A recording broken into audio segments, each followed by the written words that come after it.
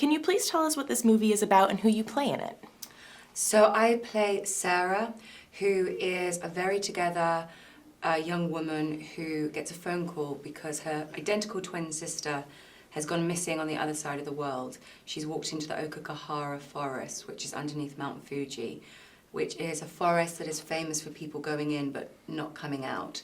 So Sarah, out of love for her sister, feeling that she is alive, but that she's in danger, travels to get her out. And once she gets into the forest, things start to go wrong quite quickly. Absolutely. And the forest depicted in the movie is real, the Okakahara forest. And did you dare visit for research, or did you just research outside? I did indeed visit, dare to visit the Okakahara forest for research. We had the joy of shooting for a week in Japan on this, and I went up with my driver, my Japanese driver, up to Okakahara, and it's a very sacred place to the Japanese. It's steeped in a lot of heritage, and they have a lot of superstition and respect for the place. Really interesting history, and we wandered along the hiking path. It's really incredibly beautiful, and the birds were singing. It was a beautiful day. But it was really interesting actually, because I ventured off the path by only like 5 meters or so to take photos. And my Japanese driver did not want to leave the path. He wouldn't even step off like half a meter. So I found that really interesting and curious. And it went a long way to explaining the Japanese people's relationship with the place. Absolutely. And what were the toughest scenes to shoot physically? I think that one of the toughest scenes to shoot physically was falling through the sinkhole.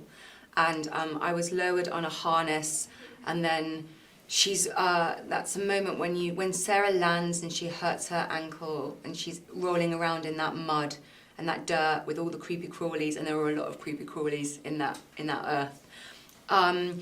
But she's really traumatized by then, and so you see her kind of have a breakdown, a momentary breakdown. And we did quite a few takes of that, and it was pretty emotionally and physically trying, that scene.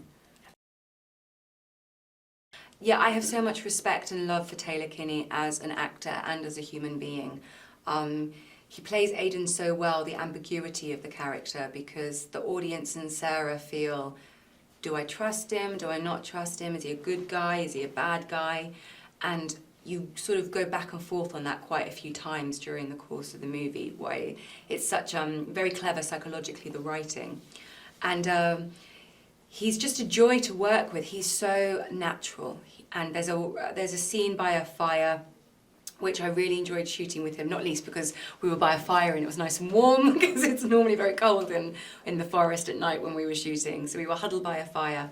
And I really enjoyed that scene with him. You see a really great rapport between the two characters, which is very interesting for that quiet moment in the movie before the scares start again. Absolutely. And finally, what will audiences experience watching this movie? What do you think they'll take away from it?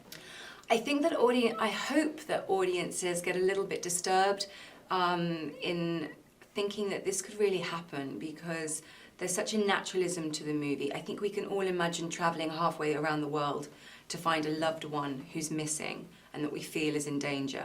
And then I think we can all also identify with the idea that we all have our demons in history that we try and keep suppressed, but say something happens and you have to face your past and face your history.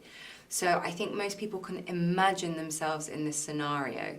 And it's a smart horror movie. It's a thinking person's horror movie. It has these suspense thriller elements.